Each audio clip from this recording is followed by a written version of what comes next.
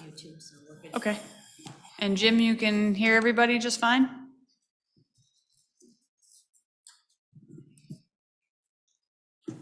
Oh, James.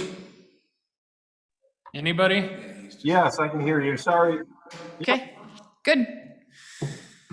All right, then it is 6 o'clock. We will call the meeting to order.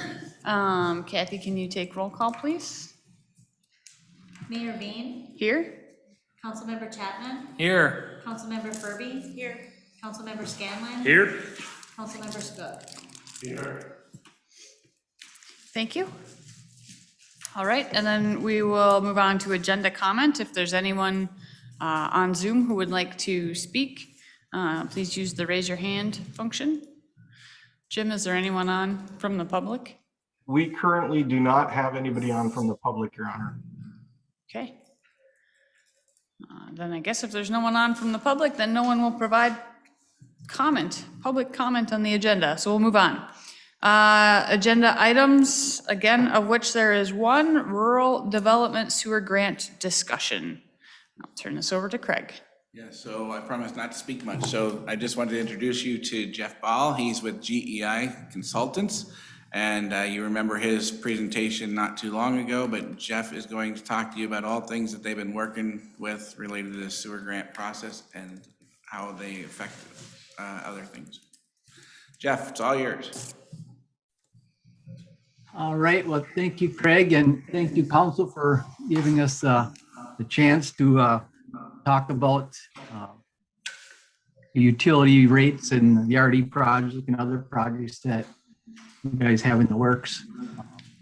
I apologize if I'm not the expert in the city. I work side by side with Brian Fabry, but he does all the day-to-day, but I'm pretty well aware of what he's doing, and I'm filling in for him tonight because he's at a wedding in Florida. So he left this afternoon while I finished off the presentation. So I'm gonna do the best I can to cover these funding opportunities. Unfortunately, I'm trying to figure out how to share my screen with you. I don't know how to do that. Should be on the green Right here. bottom. Okay. Yep. Now I should get it, and you should be able to see my presentation here, I believe.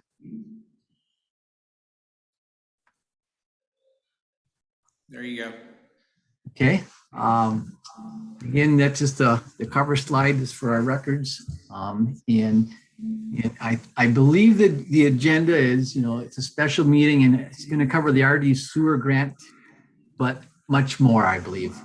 But that was one of the main aspects that is we're working on your rural development grant application. That's one of the things that's important to us and I believe you guys. Well, we're going to bounce around a little bit and somewhat stay focused on that topic throughout. Okay, computer. Okay. As I said, I'm Jeff. I'm the branch manager in Iron River for GEI. Some of you may have seen my name around. I've been doing work in Ishpeming since around 1997. I did a lot of work then, and I continue to do a lot of work at the wastewater plant. But I've been involved with the project, and as a branch manager, as your RD water project was being completed and other projects. So pretty familiar with Ishpeming, originally from Powers, but a lot of things in common with Ishpeming. And as I said, I'm filling in for Brian tonight. I'm going to repeat this as I understood the meeting again. And we're going to bounce a little bit back and forth, and we're going to make sure we come back to these topics, but we're going to bounce a little bit. But again, the first thing is the rural development sewer grant discussion. We'll talk a little bit about the project need, which we previously discussed a couple weeks ago at a meeting. So I'm not going to dwell too much on that. We're going to, grant discussions and project funding and whether you self-fund a project or fund it with help from USDA or MDOT or others. I know you've funded projects through the DNR Trust Fund, and that's just another example. And then we're going to bounce back and focus on USDA's approach and how it impacts user rates, which I think is a driver of this meeting. And I want to make sure you guys all understand, what that does to your rates and why your rates need to be a certain level to maximize your dollars. Then we'll talk a little bit about funding sources and approaches to those projects, and how it can be applied.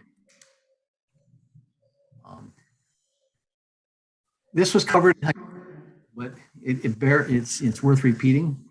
So you can explain it to your constituents. But USDA, I mean, everyone hears about rural development USDA grants, but grants aren't free. Essentially, they'll give the money out to communities and particularly people who need the money, but they do require those communities and the users in those communities are paying typically at least 1.5% of the community's median household income. If a community isn't charging their customers about 1.5% of what those customers make in that community, rural development won't give you the grant dollars until you raise your rates. Per USDA, the income survey data that probably was developed through the census data here, Ishpeming's median household income is reported as $39,065. So they will make sure before they give you grant dollars that the average person, customer, is paying 1.5% of that, or $585.98 per year per equivalent dwelling units or EDUs. And we're going to talk about EDUs throughout this, but that's another term you hear thrown around very frequently with rural development. So just to be clear, everyone who gets these grants, all these communities you hear about are paying 1.5% of what those the average residential person is making in that community. What is an EDU? And that's a topic that I've been around for a long time and see people twist it and contort it, but it's a pretty simple term, and it's defined and well understood by those who do this. But the number of EDU community is some of the residential users. Everybody who has a personal address counts as one who gets a sewer bill. And then it's also the number of non-residential users expressed as some calculated number based upon what their monthly sewage usage is compared to the average residential user. And that sounds complicated, but it's not. Let me just compare it this way. If you had a non-user such as a small business who used twice as much water or generated twice as much sewage as a typical person in Ishpeming does, they count as 2. If they use 4 times, they count as 4. So RD makes you count those other users based on how much they use, and they add those to the number of residential users, and that develops a summary of how many EDUs you have in that town. Simple form, it's a concept that's, it's twisted around lots in discussion, but it's pretty simple, I think, understand. So how many EDUs does Ishpeming have? And with Jim and Craig have gone back and forth, and we still got this highlighted as preliminary because we're still trying to figure out, I think, the other commercial users and how much they equate to. But basically, we have a total of 2,191 equivalent residential customers and 209 commercial customers. The other commercial customers on average use less than your residential, so they only count in terms of EUs as 182. Which Jeff, is there any way you can actually increase that view? I sure can. I can. And I should not get these slides at time, but That's perfect. does that help? That's great. Yep. Thank you. So the number of EDUs that rural development is going to look at in Ishpeming is this number over here on the right. I don't know if you can see this, but it's the 2,373. And what are they going to do with that number? Now, what does that mean to the the typical user in Ishpeming and your impact on rates and your ability to get grants. And that's what we're going to focus a little bit more on. I'll just back out of here and page down. So keep in mind that 2,373, and basically we take that 2,373 times that 585.98, which we talked about earlier. That's what the government expects everybody to pay. And City of Ishpeming has to collect 1,390,749 and 76 cents per year in their sewer fund before rural development is going to give you money in terms of any grant. A lot of money, but you guys know what you're paying, and we're going to go about that, show it later. But I believe, and I'm not 100% positive, but we need to work on it a little bit, but I believe you're taking in more than that already. I'm quite confident you are. With the number of grants you got in the last couple of years, your audit book is a little bit difficult for me to follow, and we need to work with Jim a little bit more on that. But keep in mind that 1.3, as long as you're taking in more than that, you're going to get grant, well, you qualify for grant dollars. Make sense so far? Yes, we're good. Okay, I can't see, or I'm not good at using my computer, but if at any time I'm talking too fast or you need me to zoom in, just yell or I'll be happy to slow down or try to zoom in or take a little more time. So now we're going to back up to the needs. We talked early on about, why we're here, what the needs are, and I was at the meeting with you guys a couple weeks ago, and you talked about water system improvements, and I put a check mark there because a lot of that's been done over the last 5-6 years. I think things are a lot better as far as water main breaks.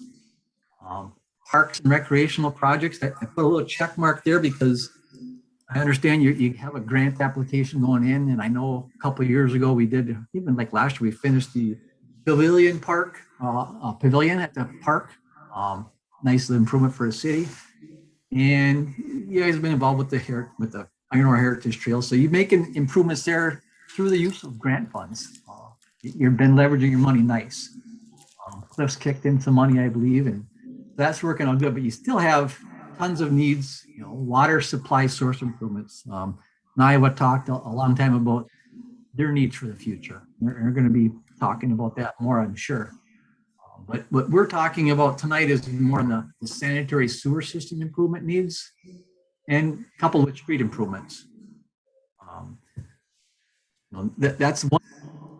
I don't believe you've done a lot as far as on the terms of any large project, and sewer is something that's out of sight, out of mind until it backs up in someone's basement, and that's been happening. You have overflows. Every community, everybody complains about their streets, and they're a difficult thing to get funding for, especially on a large scale. But we're going to talk about that a little bit more as I go through here. So the needs are huge.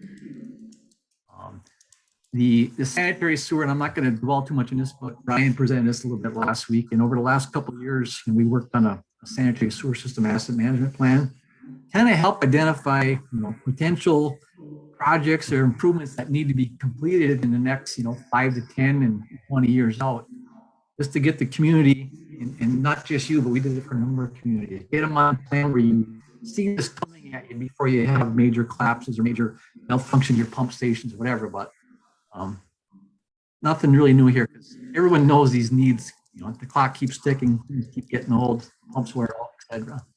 But these needs are there, and the one thing that Brian pointed out up on top, if you try to do these projects, 8.5 million between 2020 and 2029, and 1.2 in between 2017 and 2022, that costs $525,000 just on a straight line that you need to generate every year to try to pay for these projects, just to keep even for 20 years.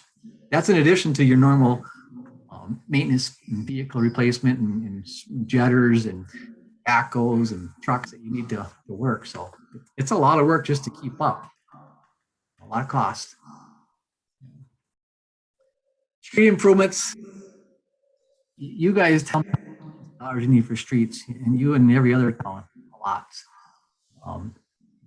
And unfortunately, street improvements, it doesn't make sense to do them if you're going to come back in 3-5 years and tear up what's underground. So the underground utilities need to be in good shape first. These street, because there's not a good funding source, most street improvements that you see around towns, Ishpeming size and smaller, they're usually completed with large utility projects because there's available in sewer and water programs, and them tear up the streets, and that gives a community kind of a 1-2 punch. You replace the water, you replace the sewer, and then you get a street rebuilt on top of it. But that only happens once every 20-30 years, and you do a large utility project. Instead, there's minimal loan grant funding opportunities for large street projects. You guys are hearing, I'm sure from Craig, you got opportunity for a $500,000 small urban project to repair a street here or there. That money sounds like a lot, but it doesn't go very far nowadays. And it's impossible to keep up with city streets, any street for that matter, based on the limited funding that's available. So you really need to figure out how to maximize those street dollars, how to use your sewer and water and other utility dollars to help maintain those streets and recondition them. As I said, all annual or semi-annual projects that are funded through the small urban program from MDOT, and sometimes they have other category projects that release, but they do require a city match, typically of 20 to 50% match. And if the cities don't have that money in their pocket at the time to commit, some towns don't do them. So they're losing out on 50-50 grant or a 20-80 grant, and because they're not accumulating that money to pay for that. They don't have it built up in the reserves, or their user rates don't properly plan for that. It's a lot of moving parts. I mean, we're trying our best we can, you guys, to help plan that, and we're going to keep on doing that.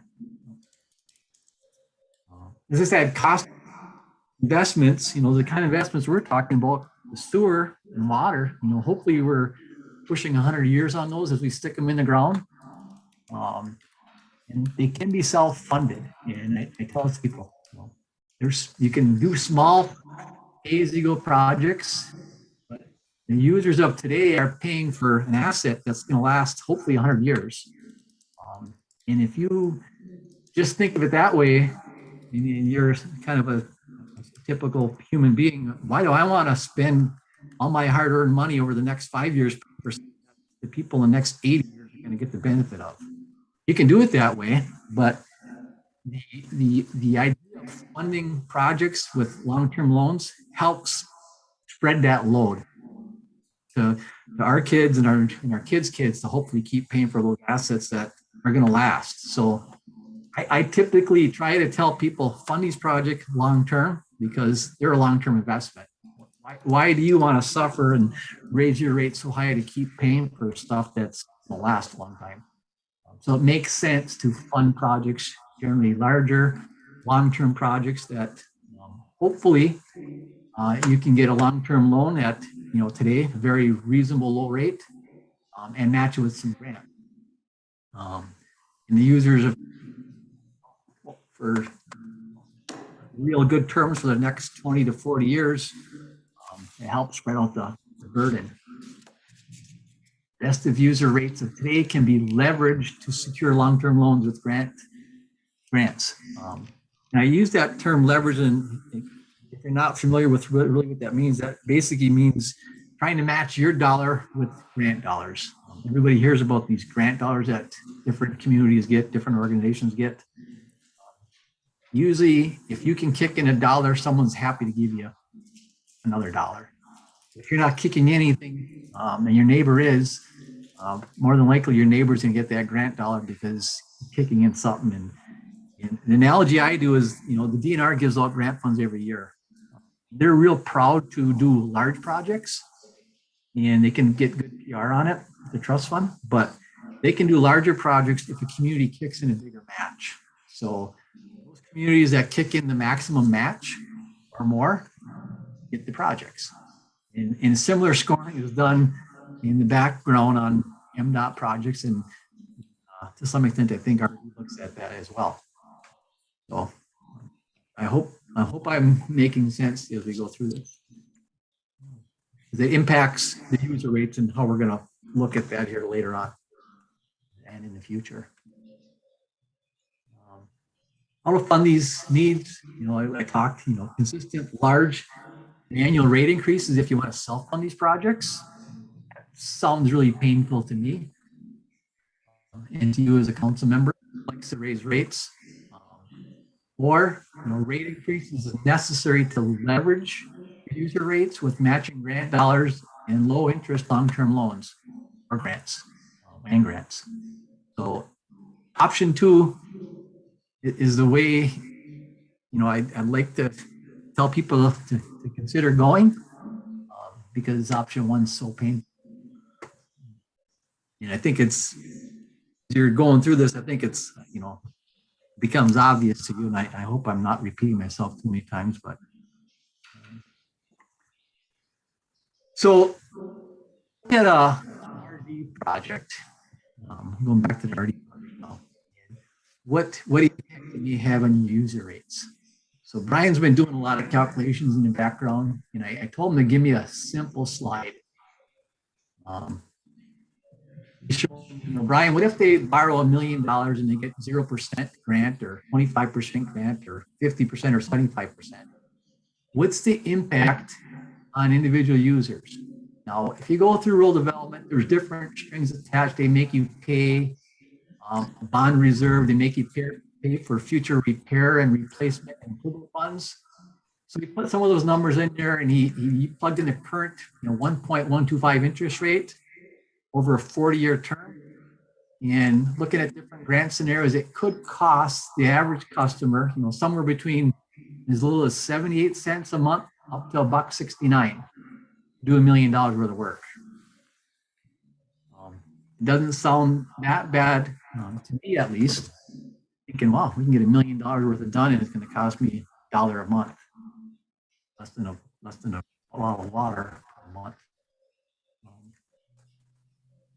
But he summed this up, and I wish I could have got some of these handouts to you earlier. So what if we're going to do a larger project? This is kind of simple math, but it's put this together just to simplify and show everything on one screen, because as we meet probably the next month or two to zero in on a potential project, these are numbers that you may want to share with your constituents to show, if the city looks at a $4 million project, you have various potentials for grant that, depending on how generous our federal government is, you may get up to 75%. If there's any money left, or you may have to get stuck with only a loan only. But we've been lucky in the past, most years of getting up to 75% grant. They like to cap the grant at $3 million. So you could do a $4 million job for as little as $1.69 per month per user to as high as $530, depending on some potential grant funding scenario. So I like to get a $4 million job done for, pick a number in the middle, $2 to $3 per month per user. Now, the idea of, the benefit of doing a job like a sewer job is you're going to get that road built, repaid, resurfaced. You're going to take care of, hopefully sewer backups. And for the most part, a lot of the areas, I think the water main is probably in decent shape. But if the water main wasn't replaced in the area, some of this money would also be eligible to be used for water main replacement updates. So you get a lot done, dollars per month per user, hopefully. Now, as you $4 million project size, you're being capped at a max of $3 million grant. It starts costing you more, upwards of $9 to $12 per month if you did a $10 million job per user. That starts to hurt, especially if you look at that times 10 or 12 months a year. So that's $100 a year. It hurts that way versus $10 a month. But this table helps give you information you need to help understand what it might mean to your customers if you decide to take on a different size project. I hope you appreciate this, and if you got questions, by all means, definitely talk and ask more.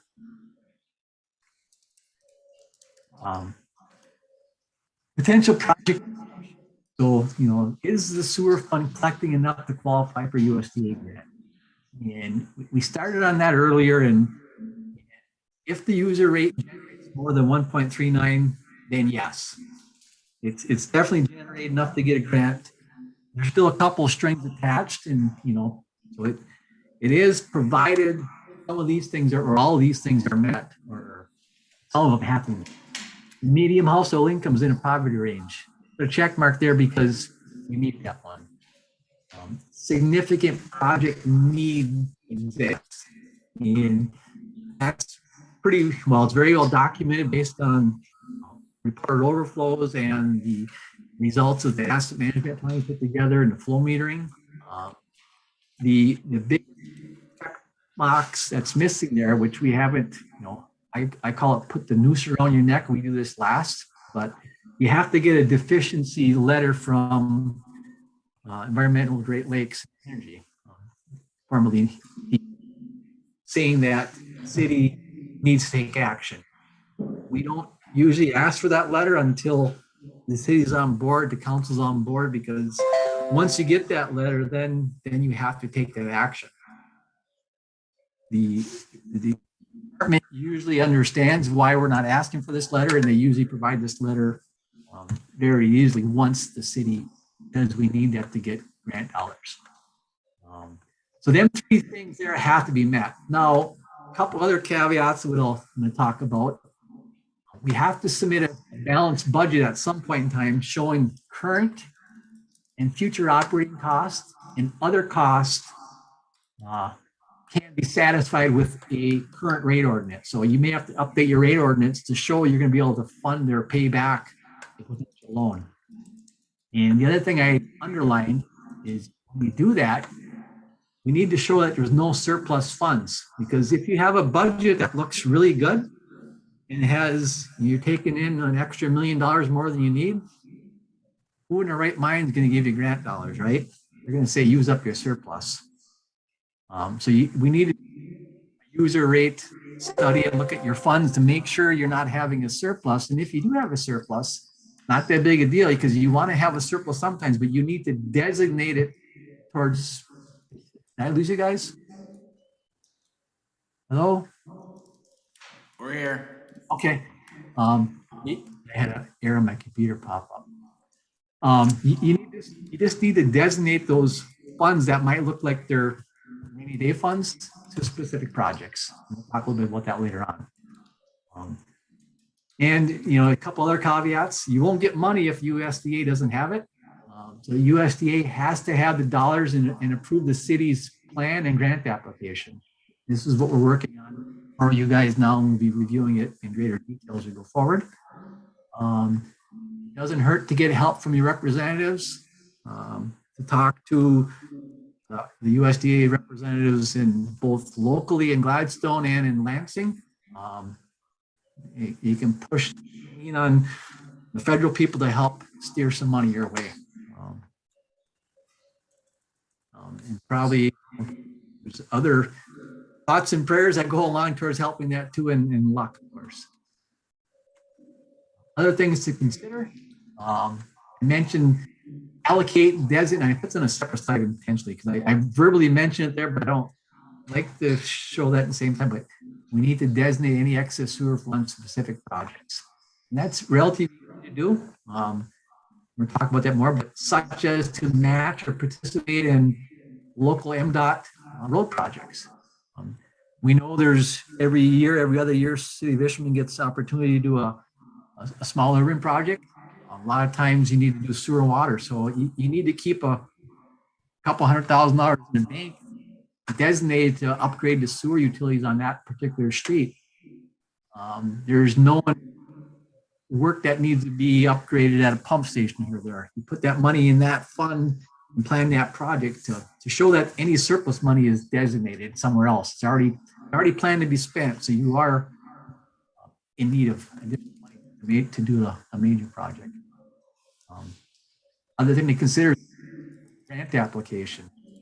I'm sure you guys are following the news, and there's lots of money being given out, but as of right now, I don't think a lot of it's going, I haven't read the bill myself, but I don't think a lot of it's going to the USDA farm bill. So we're hearing that RD doesn't have a whole lot of money to give away right now. So the grant loan ratio may be on the low end. So we have to be wise and careful when you sign and submit the grant application. You need to submit it when there's money there. Otherwise, you might get a bad offer. The offer you get is what not necessarily what you want. But, where we're at a little bit in the project is Brian and myself met once with Craig, or probably more than once Brian has, but to review the projects in the asset management plan and potential areas where work could be done. And they were kind of zeroing in on $4 to $6 million project. And not that this is by any means official, but something like this, and it needs to be further refined and identified in what's called the preliminary engineering report as part of the grant application. But this needs to be hand in hand in agreement with what you guys want to do with your rates. Doesn't do any good to say we want to do a $10 million job when you guys don't want to pay for it. So they need to work together. And that's where we're beginning that process. City funded sewer project is in the work. We talked about these designated funds, and I didn't cover these, but we presently have a grant application in, a couple of them in. We're provide a generator at the lift station, provide another, how we were talking a skate assistant grant. Maybe it's a generator at Bell Hospital as well. And then possibly matching some money on a category B street project application. And if I'm missing any of the other ones, Craig, there, maybe you can comment on that now or later. On which, the category B? Yeah, or if I'm missing any other opportunities where we have plans to, if you're successful on these grants, we're kind of allocating some of the sewer money that's going to help match to get that grant. But I know the Park Street Lift Station generator and the Bell Hospital generator, them grant applications were submitted, and I don't remember the exact ratio of match, but there was some match, 50-50, I think. I think they're 50-50, yes. Yep. And these are I know of, and these come around quite frequently, but several times for sure per year, and depending on. I think the generator ones were like a 0% match. I don't even think there was much there. It was just a matter of first come, first serve after a small pot of money. Yeah, and what was good on that one, the city already got that design for the Park Street Lift Station in the works, so we can show that the city's kicking in a whole bunch of money already. So even though they said you don't need a match, like I said earlier, they want to be part of a larger project, so they can say, hey, we helped on the Park Street Lift Station. We paid for the generator and the city, the pump station, and together through partnering, we got a lot done. Everybody likes that. And then that MDOT category B, we talked yesterday about $40,000 already available if we split with Nagani. So that's the first $50-ish thousand of the 250.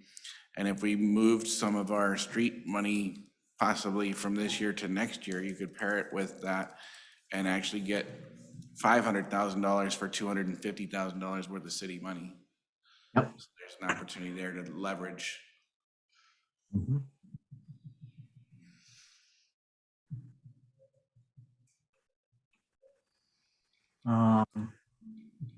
And I don't know if I want to get to the conclusions already, and I want to have some dialogue back and forth. Hopefully, this at least prepares us for the coming discussions and helps you understand why why you're not getting a grant today, why you can't rebuild your street today, and why things just take time and they take a well thought out plan and in a pocket of options in grant applications where you might not get this. Okay. And what Craig's trying to do is he wants to throw his name in the hat as many times and have money to match it on these grant applications, because some are going to strike. There's no doubt. I would say the ratio of success on grants like we're looking at here is probably north of 50%, probably north of 75%. So as long as he match, you're going to get these projects, some or all of them, and you're going to keep on leveraging your money to do more with less. And completion of a utility rate study needs to be done, and we need to do it with it in mind of what the city's needs are and goals. If you want to keep on pursuing the RD project, well, how big a project? If you want to keep pursuing these grant opportunities, whether they're small jobs or big jobs, you need to have some money built into your rates to keep generating that revenue. If you don't want to do anything and let things just stay even, well, eventually you got to pay. But you could do that, but then nothing happens. You don't get likelihood of getting streets paved is pretty slim, especially the street that all of you live on, because you might be able to afford one block here, one block there. But we need to continue to dedicate these user funds to be leveraged on other funding opportunities. That's number two. And then ultimately, where we need to get at some point, I don't know the time right now where you need to have more discussions with you guys in RD, but finalize the plan. What do you want to do if you want to do a USDA project, and finalize the plan, submit the application, and agree to what the project size is. Sorry about that. So agree to what the project size is, and then evaluate its impacts on user rates. So that all kind of happens together as you do this user rate study and reviewing the audit. So that kind of includes at least the majority of the MDOT stuff in the general or of the RD project presentation, and summary of why we need money for these MDOT category B and maybe F projects that Craig's been looking at and we're helping him look at. So I don't know if this was helpful to the council, but I really like to hear questions if you have any or comments. Yeah, and Jeff, can you bring up the slide that shows the $10 million worth of projects that have been kind of identified for the city? That's the 6 million that we kind of paired, but the full list of projects. So this was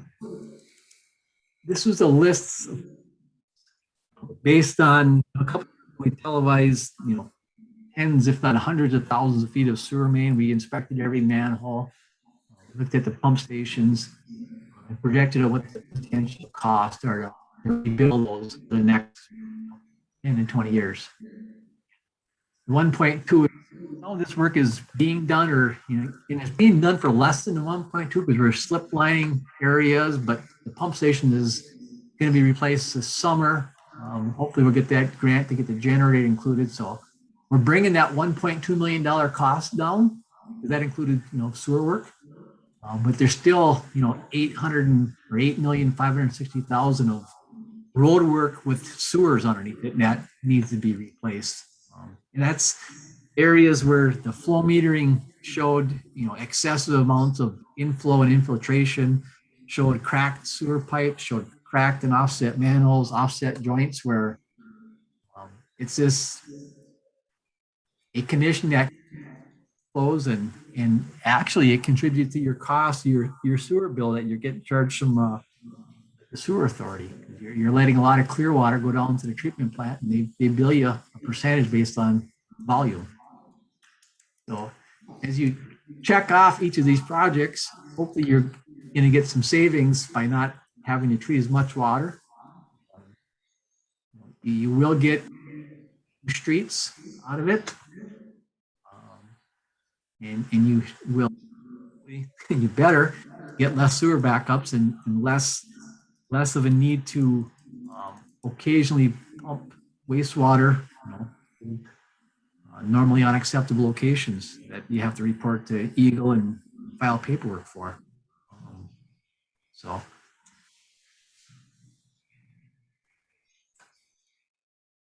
Questions?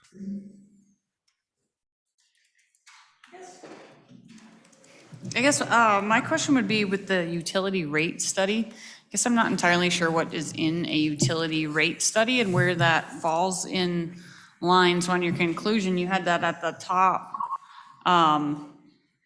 Yep. So somewhere I think I have a slide. And I don't want to get in here, but this gets very, we know you have to take, see here, rates in this slide. I think. Oh, I hope I didn't delete it.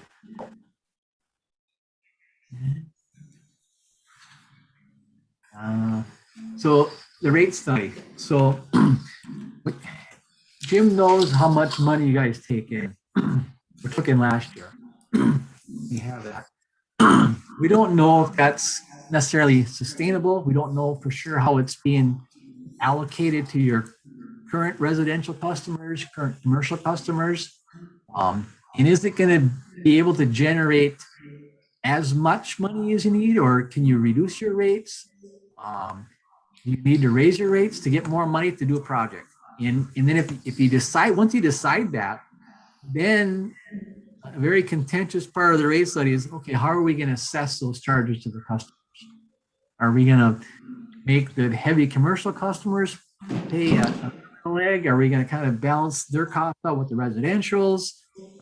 Have a high fixed rate where everybody pays a high fixed volume, whether it's a single person, elderly living by themselves, or a family of 6 that takes 7 showers a day. So how you assess that rate, and you have an ordinance already that these discussions have been had, I'm sure, many times in the past in Ishpeming, but that discussion starts taking place with the council and committee. How are you going to develop what an acceptable rate structure is to everybody that guarantees you're going to take in at least a minimum amount of money to cover your annual costs, your O&M costs, and your potentially your loan and bond reserve payments. Because you're going to have to show that rate ordinance to your lending authority, which in this case could be rural development, and they're bonding people before they give you the loan. So it's somewhat, a person going to a bank wanting to get a big loan for their house, how they go through your income. Well, this is what the city needs to do to show the lending authority that they're going to be able to pay back a loan. And you guys need as council members so you can, explain it to your customers why the rates are what they are and how that was determined. So it can be very in-depth. Sometimes it's not, but I've seen it both ways. But I help you? Yes, Okay. thank you. Thank you.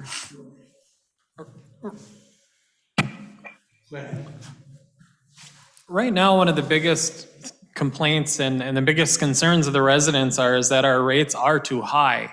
And I look at the rates that people are paying and they're on fixed incomes or their families, and what are the ways that we can somehow give them relief while still qualifying for some of these grant programs? I mean, are we allowed to take some of the surplus and kind of give it back as a rebate or a credit? I mean, we're still spending it down, but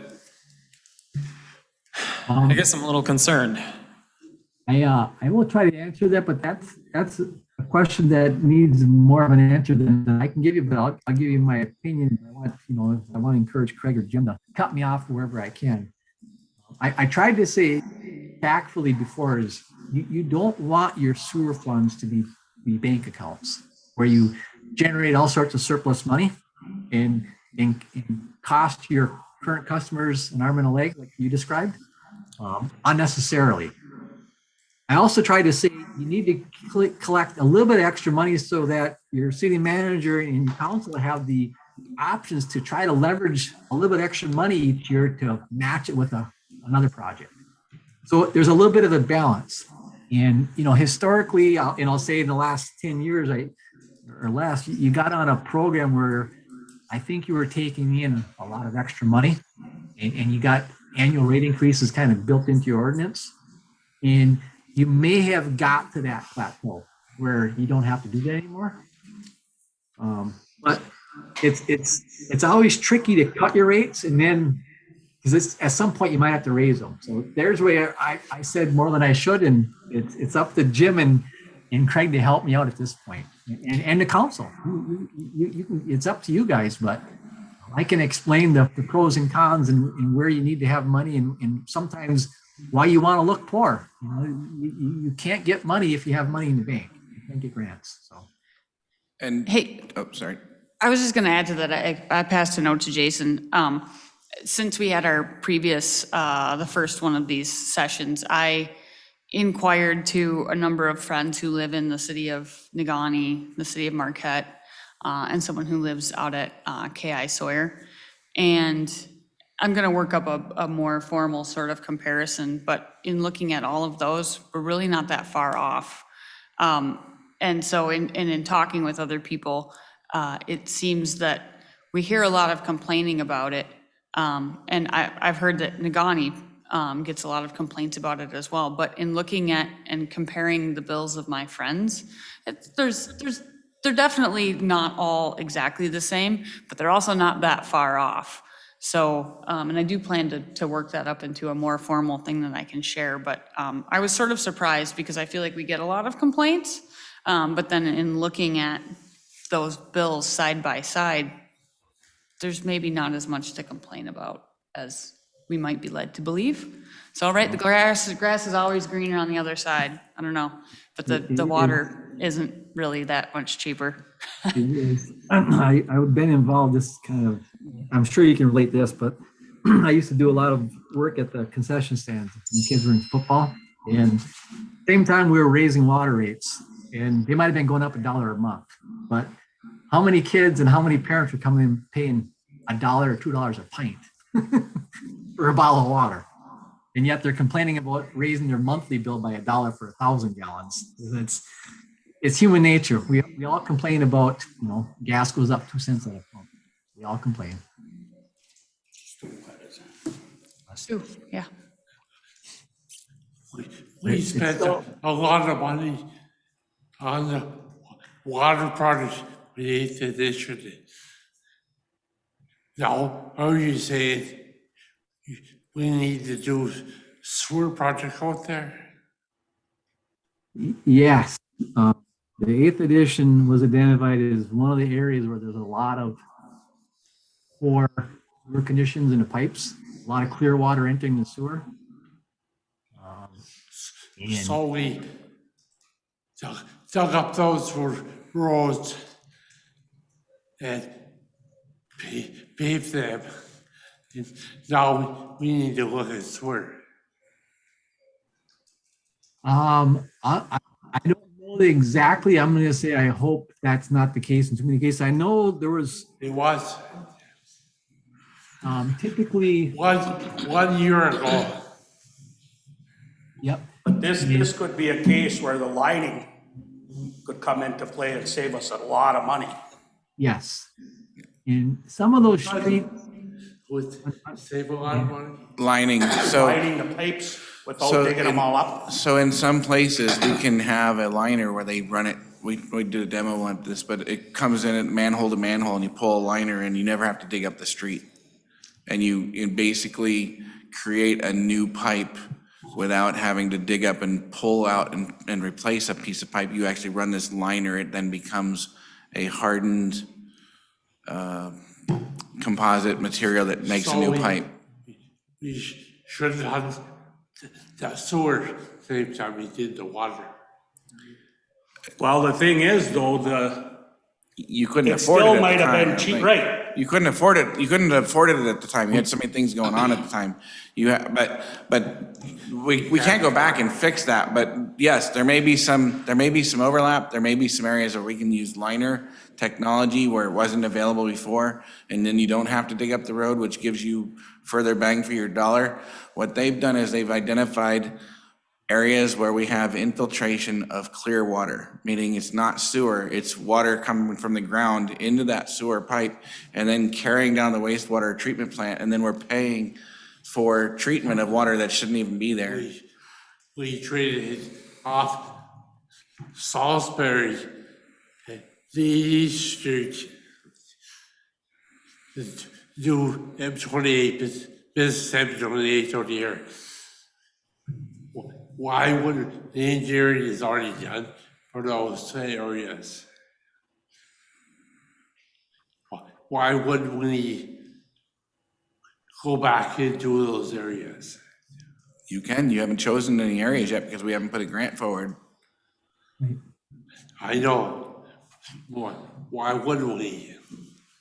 Those are things that you guys as a council will have to take that full list of $10 million worth of projects and try to find $6 million, because based on his rate table and where we would be able to pull in money from grant and get the least cost to the consumer as part of that process is between the $4 and $6 million rate.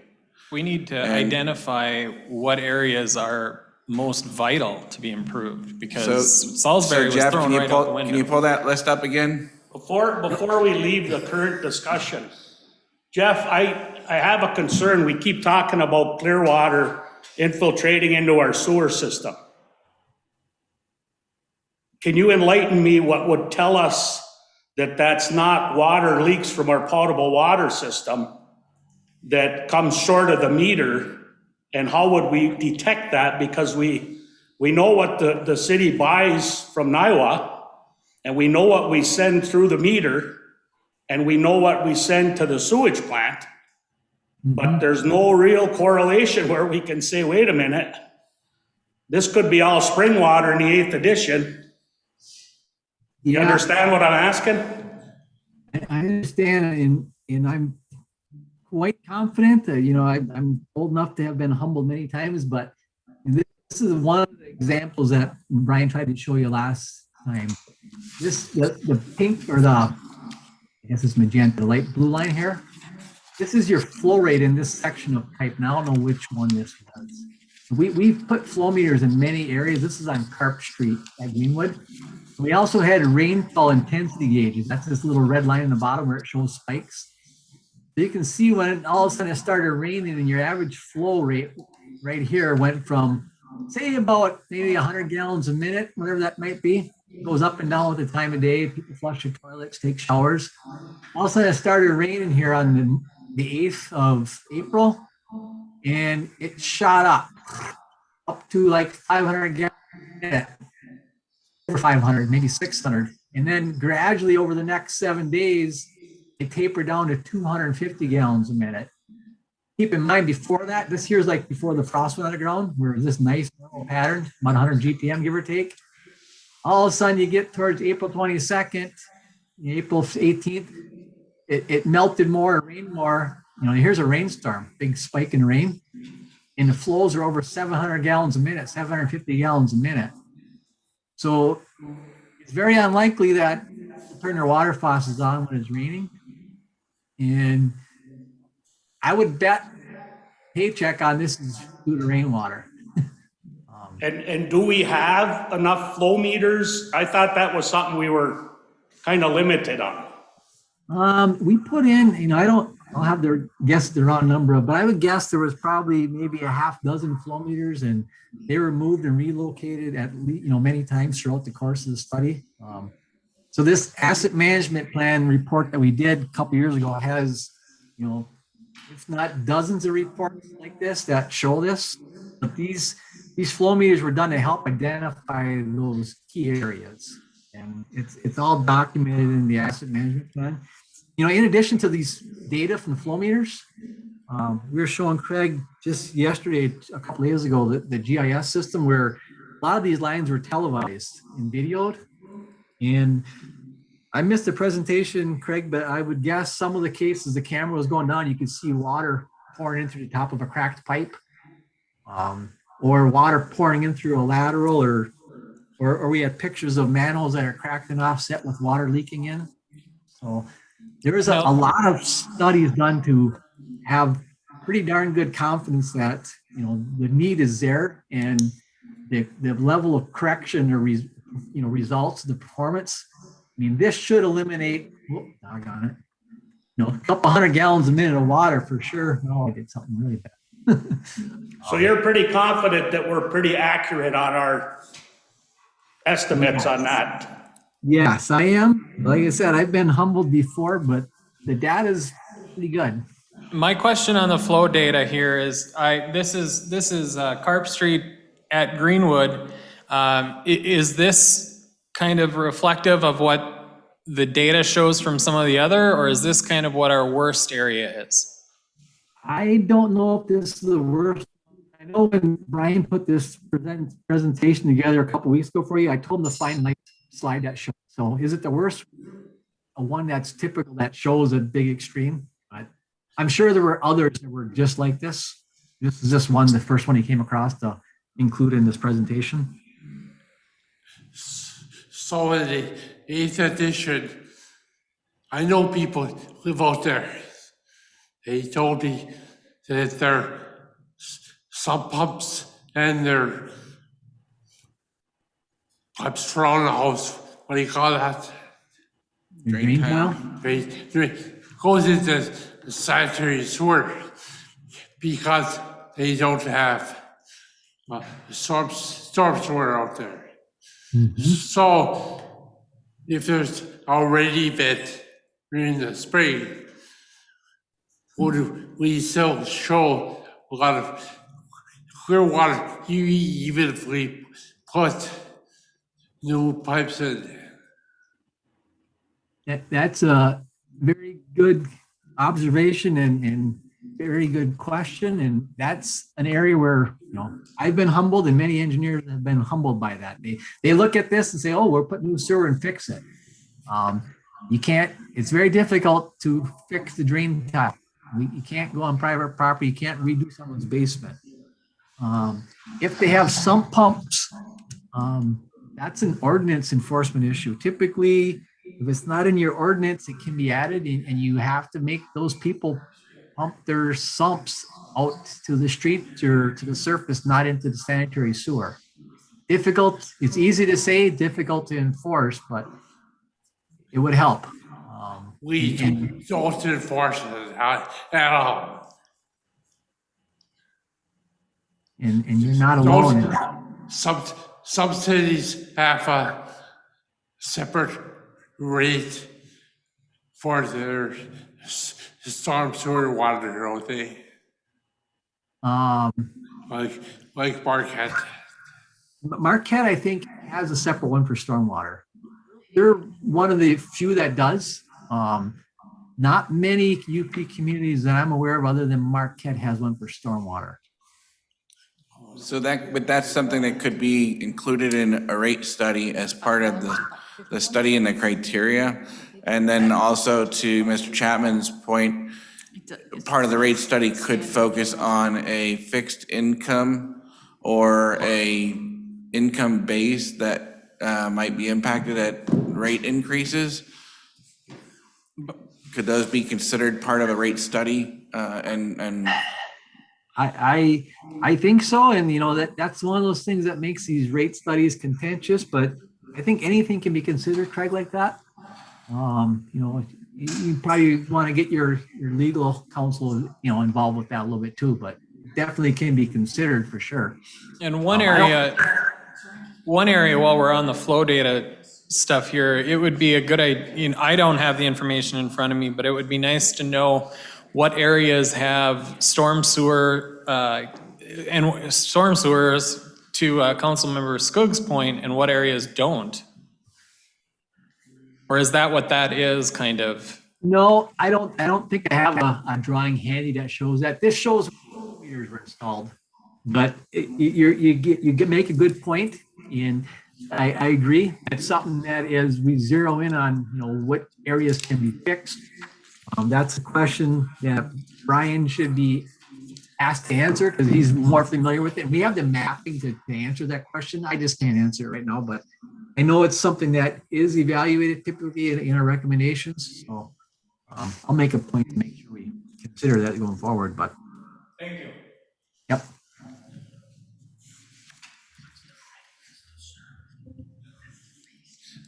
These are excellent questions, by the way. I'm glad to see you guys getting into it because some things aren't this technical. This is good. I guess while we're on the topic of rates and that when we come up with how much we charge per 1,000 gallons or per 2,500 gallons, what if we, some families would benefit if we increased the amount that we give them, that we charge them. Like what are we doing, 2,500 gallons? If we increase that to 3,000, that actually may help a family of 4 that are taking 4 showers a day. And every little bit helps, but would that impact our grant proposals? No, your grant is pretty much, how would I say it? Years ago, Dwayne Reed used to poke his nose in how you guys collected your money. Not just you guys, but any general cities. Now, their philosophy is mostly looking at EDUs. And they look at that and say, well, you got to collect this much money before you give you a grant. And they say, how you collect it, it's up to you and your legal counsel to give us an ordinance that the city mayor signs says we're going to collect that much money. So they don't watch it that closely. Now, however you adjust that, you might help the larger families, but you may hurt the widow or the guy who lives alone that doesn't use 3,000 gallons a month because his fixed rate has to go up a little bit, even though he doesn't use that much water. So I always tell, we talk in our office, you want to help your large families or you want to help the single person living alone with your rates. And you don't want to show favors. You need to hit that middle spot where everyone's paying their share or whatever. It's difficult. But ultimately you have to collect enough money to be able to pay your annual payments that you're signing on a dotted line for when you take on a project.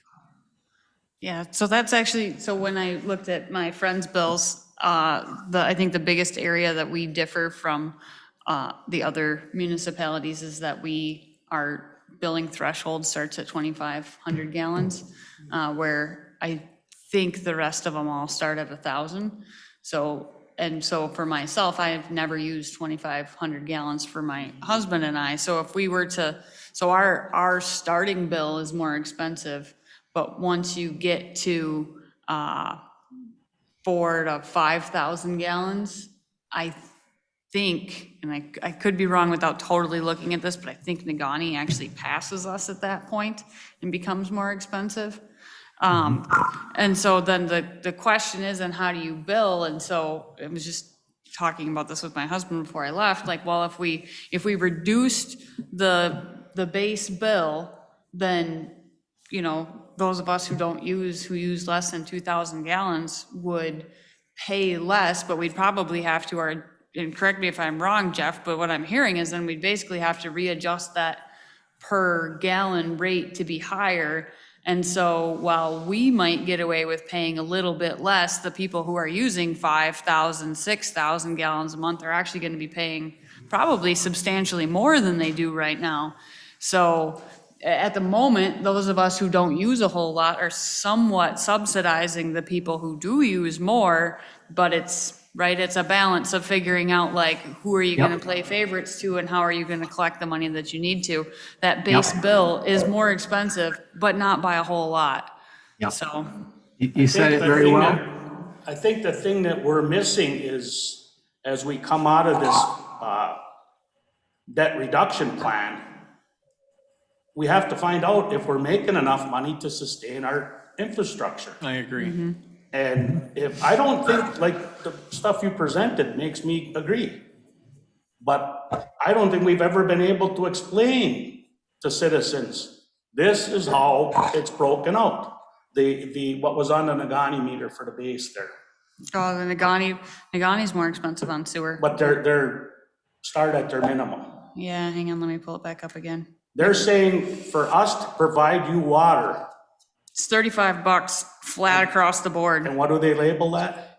Readiness to serve charge. They have that for and- water and for sewer. And that says that's just to get the pipe hooked up to your house.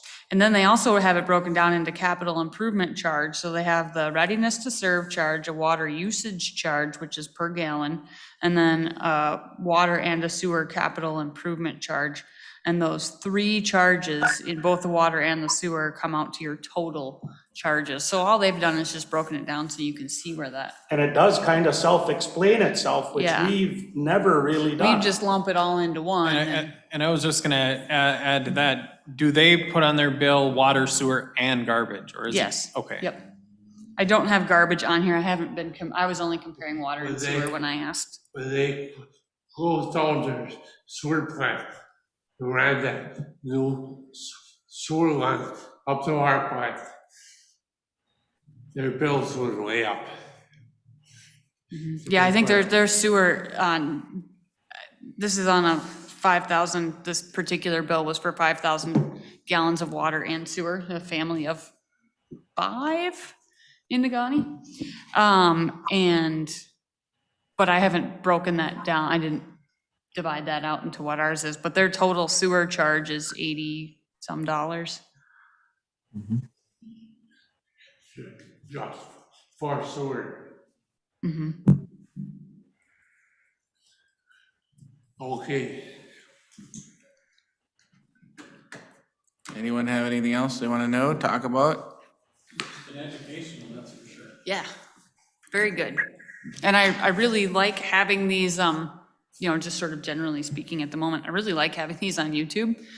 Because I feel like if people have questions, you've got the slides, you've got Jeff talking, you've got us asking questions. And so, I think, kind of just general for anyone here, I mean, I found this to be really helpful to be able to say, well, if you go and you watch the YouTube video and you put it to this time, it explains it. And so I'm really happy to have this because it's really easy to access. And if people are looking for explanation, this is a really good place to go.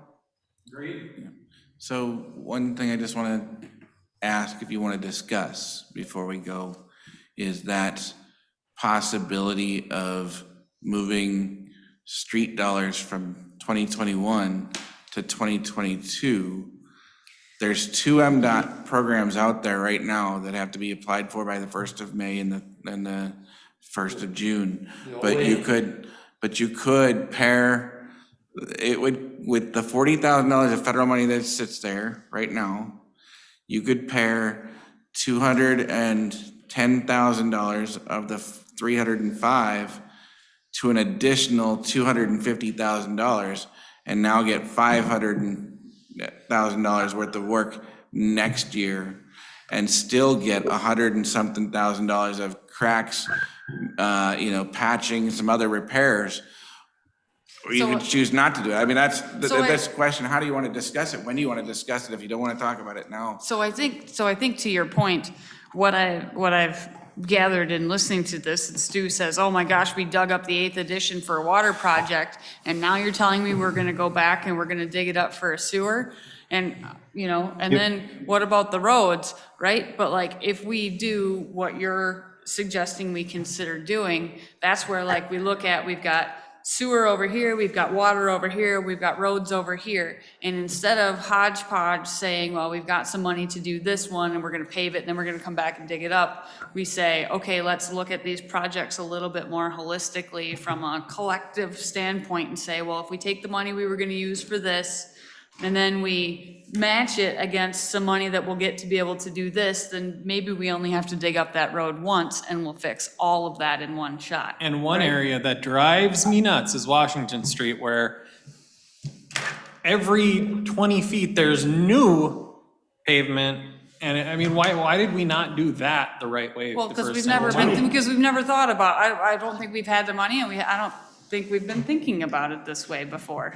Because we would have the big difference in going curb to curb versus what they had to dig up for the project, for the water line. The honest to God, to me, and I spent 8 years being part of this problem, is exactly what Stewie did a minute ago and what Jason just said. Washington Street bothers you, that's stuck in your craw, and I understand that. You've got projects that you think we've been so long without doing anything in that's stuck in your craw.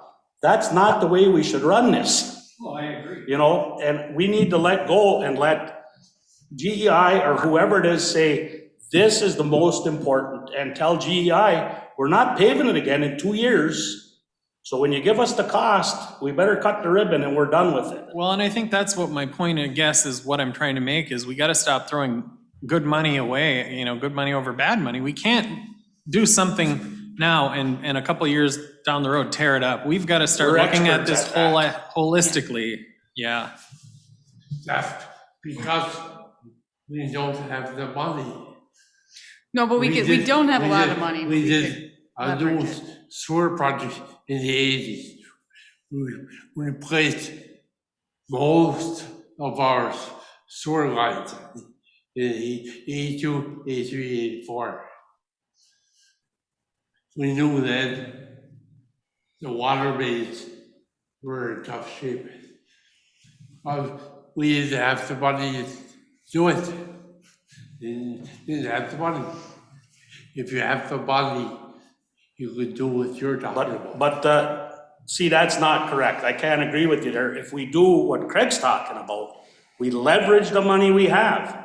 And if it means that we got a year of delayed work, so be We it. get more done. And we might have to go in there and fix a sewer collapse or a water main. But in the meantime, we're getting the money together so that when that year is over with and we've gone through the grief, we go in and fix it right. And You're something we'll have enough money to do that. You don't go very far in a block. well, I understand that, but we should go right. How much did we spend on the water project? And a lot of it was wrong. We gotta stop doing it. $12 million that will be paid for 40 years. We never should have touched Washington Street. All we did was make a mess. If this council does one thing right, it's exactly what Pat is saying. Stop doing things when we don't have enough money to do it. Listen to the experts and get the job done right the first time. And you're gonna take a lot of heat for it from the same people. But in a few years, council will be able to hold their heads up because it'll have turned a little bit and we'll be doing it right. We'll have the financial control that we should have, and we'll have the right people picking the projects. We have no business saying pave here, pave there. That's who should tell us. Or one of the engineering firms. Hey, I hate how my street is, but if that's not what needs to be done, then the experts are telling us what needs to be done. I'll go out there and fill the damn potholes myself, but our experts are who we need to start listening to year after year. So to my point is, GEI has been awarded by this council up to $305,000 in new roadway. They are also looking at whether or not we're going to do a large sewer grant, including a rate study. They're proposing their cost for the rate study. All of the things we've just talked about tonight, getting that analysis together. And it could be a delay, but we could gain an additional $250,000 towards roadway work to match with the 305 that we've set aside. That money's here. We have it. We've set it aside. It may just be constructing next year, letting GEI, who's been awarded that contract for execution, to slow the process down, add the rural development analysis, the rate study analysis, and pair it with additional funds, including an application to MDOT. We could put this MDOT packet together before the 1st of May and submit it where we can show we have $305,000 allocated, a $40,000 federal grant allocated to pair, which strengthens that grant application, which makes us highly likely to be successful. And we could turn that around before the 1st of May and get that application in. GEI being the proponent, the experts that you're talking about, those engineers. And so if this isn't the time you want to talk about it, fine, I'll set up another meeting. When would you like that discussion? Well, here, let me interject this. I don't want any part of what we just presented from you. We got, yada, yada, yada. What I want to see is those guys come in with the slides, and if we got to come here for the afternoon, I don't care. But for them to tell us, here's plan A, here's plan B. One is chasing the grant, one is moving forward with the 400,000. And as quickly as we can. That's a good way to look at it, Pat. Craig, how far do you think you could go for 600,000? Well, it's a matter of, are you talking about new roadway? Are you talking about crush and mill? Are you talking about crush and milling? Are you talking about pulling up the whole road? There's different levels of engineering. Is new sewer, new water, and new pavement, right? Maybe. Not necessarily. Not necessarily. You could be Would you doing, go very far? you could be doing liners, which doesn't mean digging up anything, crushing and milling and repaving an entire street and continuing further and still doing water, your sewer and infrastructure work with that. But because you did slip liner instead of digging up the road, You can argue why if the pipe is good condition. but we have areas that are, They never find it out by me. but we already have areas that have been televised that we know meet that criteria that could be Okay. put into that plan. So That's where the engineers can come in and give you that. Yeah, so I think, Stu, the answer to your question will come in the additional presentation that we're looking for. Because I don't think it's disputable that it would go further, that money would go further, we would do more roads. The question is how much more, right? And that's the deciding factor, is ultimately gonna be how much more do you think we would be able to And do? if And that's we- what we would hope that they would be able to show. If we do this it's almost like buying in bulk. Would we get a more bang for our buck if we plan this out and we've got, does that factor in at all? Well, sure, I mean, it's gotta, I mean, if you wanna pave your driveway in front of your house and you decide that you're only gonna do 1 square foot at a time, and every summer you have the cement truck come, or you mix a bag of concrete, right? Like, it's way more efficient if you just do the whole thing at once than if you have them come back every year. So, Okay, the north end of Third, right? Well, there's a south end of Third. In between, it needs to be redone. The pavement, the water, and the sewer. How far do you think we'll get with just 600,000? $2,000, 200,000 farther than we would have if we didn't do it. One block.